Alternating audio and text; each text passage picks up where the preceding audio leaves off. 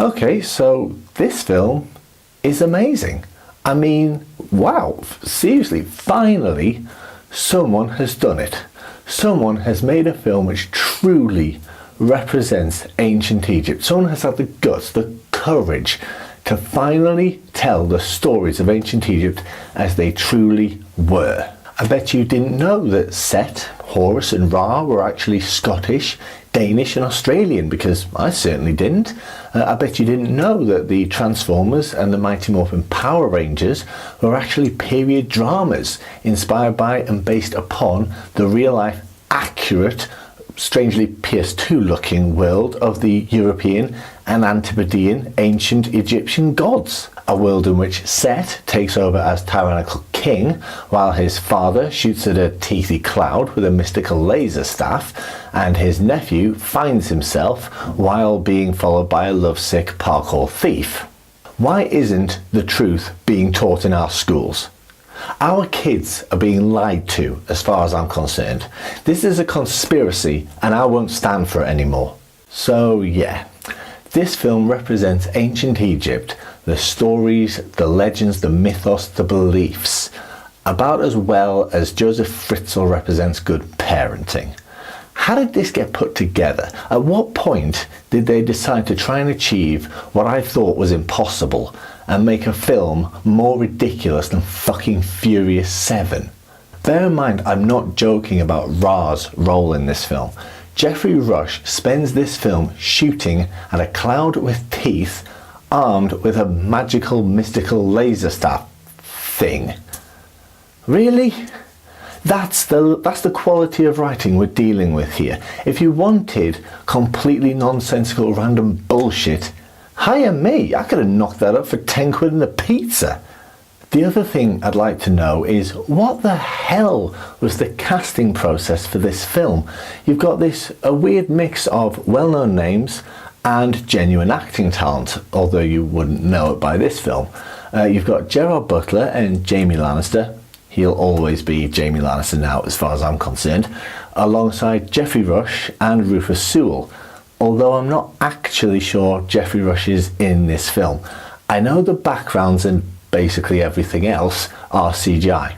Bad CGI, but CGI nonetheless.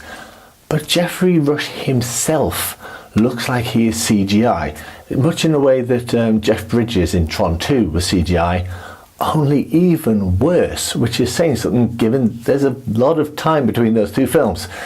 At least with Geoffrey Rush looking like he was CGI, he doesn't look as bad as Gerard Butler's makeup looks in this film, because for the first 5 minutes that Gerard Butler was on screen, I genuinely thought he was using blackface. So how did this cast come together for this film? Did nobody read the script? I mean, Geoffrey and Rufus are simply better than this. They should have more taste. Did Rufus owe the director something after Dark City all those years ago? But also the casting director.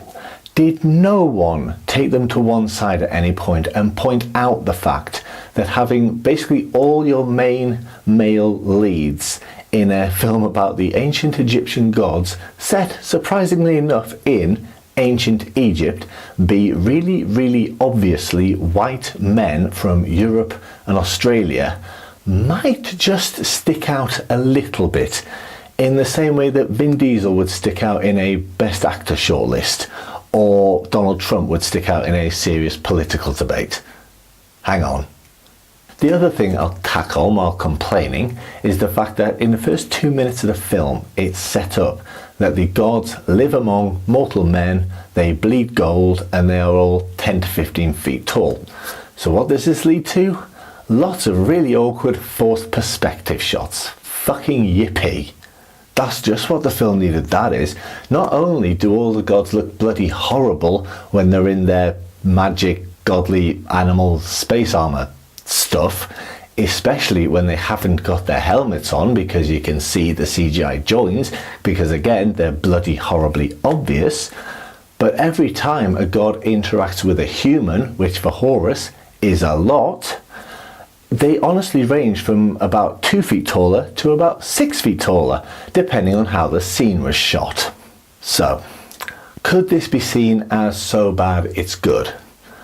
I mean, I suppose so. I spent the whole film just wondering what the hell I was watching, because what I was watching was Mighty Morphin Power Transformers Ancient Egyptian Gods. It can be seen as so bad it's good, or leave your brain at the door, trashy, crappy fun, but I think it's seriously stretching it.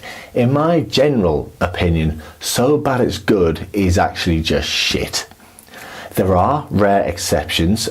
One that springs to mind is Flash Gordon, because that is not a good film, but it's absolutely hilarious. I personally refuse to put Gods of Egypt in that sort of exalted company. Quite frankly, it just doesn't deserve it. This film is shit. You know it, I know it. The writer was either an idiot or was having the biggest off day I can imagine in order to have come up with this crap. He also must have been owed serious favours in order to get this funded, because otherwise I really don't understand it. There are other films out there, and almost all of them have to be better than this. Go and watch them. Don't reward the makers of this film. Thank you for watching, and I'll talk to you soon.